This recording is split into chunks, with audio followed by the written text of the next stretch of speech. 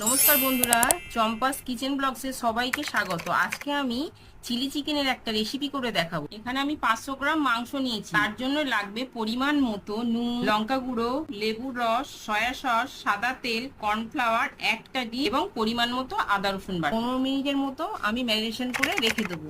Chilli চিকেনের জন্য আমি এখানে একটা সস বানিয়ে নেবো। তার জন্য নেবো chilli sauce, soya sauce, tomato sauce. এবার কড়াইতে সাদা তেল দিয়ে ভালো মতো গরম হয়ে গেলে 5-6টা করে চিকেন ছেড়ে আমি সিমে আঁচে প্রায় 3-4 মিনিট ধরে ভেজে তুলে নেব। চিকেন ভাজা তেলের মধ্যে দেবো চৌকো চৌকো করে কাটা পেঁয়াজ, ক্যাপসিকাম, টমেটো, কাঁচা লঙ্কা এবং নুন দিয়ে ভালো মতো নেড়ে আদা রসুন, গোলমরিচের গুঁড়ো এবং চিকেন ভাজাগুলো সব দিয়ে দেবো।